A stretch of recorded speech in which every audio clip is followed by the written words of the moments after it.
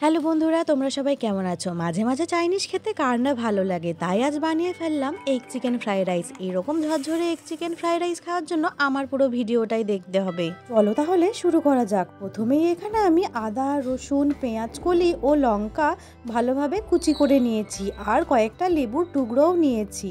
এদিকে আমি পেঁয়াজ, ক্যাপসিকাম, গাজর ও বিনস ডুমো ডুমো করে কেটে নিয়েছি। তোমরা চাইলে সরু সরু লম্বা করেও কাটতে পারো। আর নিয়েছি বোনলেস চিকেন। বোনলেস চিকেনটাকে ছোট ছোট কিউব আকারে কেটে নিতে হবে। আর নিয়েছি দুটো ডিম। আর লাগছে লবণ, চিনি ও গোলমরিচ গুঁড়ো। গোলমরিচ গুঁড়োটা একটু বেশি পরিমাণেই লাগবে। আর নিয়েছি বাসমতি রাইস। এটাকে 15 মিনিটের জন্য ভিজিয়ে রাখতে হবে, তাতে চালটা আরও লম্বা হয়ে যাবে। এবার গ্যাসের মধ্যে একটা ডেকচি বসিয়ে জল গরম হওয়ার জন্য বসিয়ে দিলাম। তার মধ্যে দিয়ে দিলাম পরিমাণ মতো লবণ। লবণটা কিন্তু এখানে বেশিই দিতে হবে, যাতে চালের মধ্যে ঢুকে যায়। আর দিয়ে দিলাম 2 টেবিল চামচ মতো সাদা তেল। সাদা তেল দিলে চালটা অনেক ঝরঝরে হবে। জলটা ভালোভাবে ফুটে উঠলেই দিয়ে দিতে হবে চাল। চালটা যেন বেশি সেদ্ধ না হয়ে যায়, 50% যেন সেদ্ধ হয় আর 50% যেন শক্ত থাকে। নামানোর সময় দিয়ে দিলাম আরও 1 চামচ মতো সাদা তেল।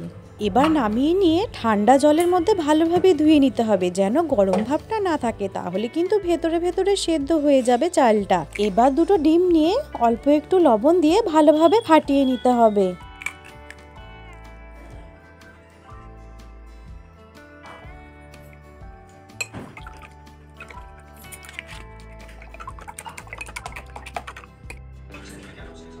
এবার একটা কড়াইয়ের মধ্যে সাদা তেল বা সর্ষের তেল নিয়ে ডিমটাকে ঝুড়ো ঝুড়ো করে ভেজে নিতে হবে।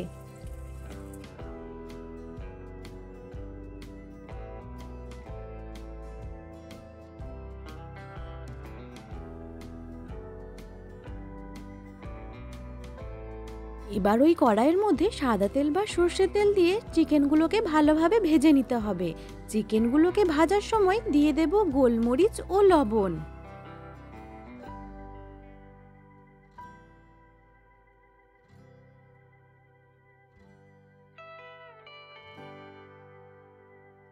এবার আমি ঢাকা দিয়ে রেখে দেব 5 মিনিট মতো।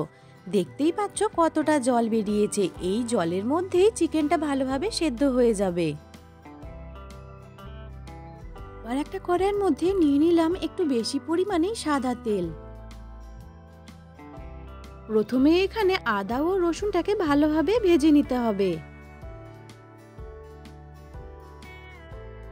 আদা রসুনটা ভালোভাবে ভাজা হয়ে এলে এর মধ্যে দিয়ে দেব কেটে রাখা পেঁয়াজ, ক্যাপসিকাম, গাজর ও বিনস।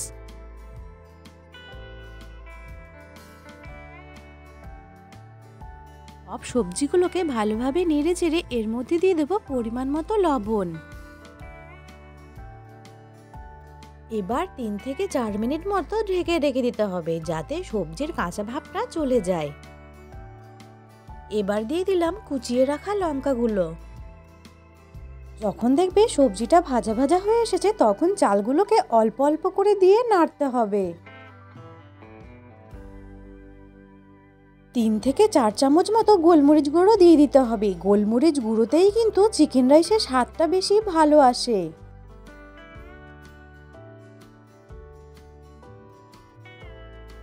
এবার দিয়ে দিলাম 4 থেকে 5 চামচ মতো চিনি।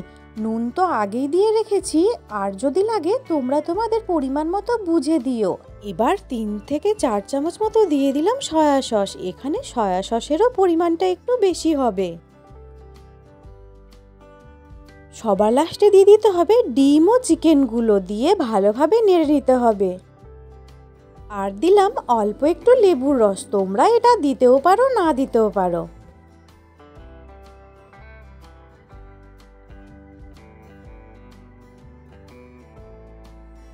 সবার লাস্টে পেঁয়াজ কলিগুলোকে দিয়ে ভালোভাবে নাড়িয়ে নিলেই ব্যাস রেডি হয়ে গেল আমাদের এগ চিকেন ফ্রাইড রাইস। এইভাবে বানিয়ে খেয়ে জানিও তোমাদের কেমন লাগলো। আশা করি তোমাদের বুঝতে কোনো অসুবিধা হয়নি।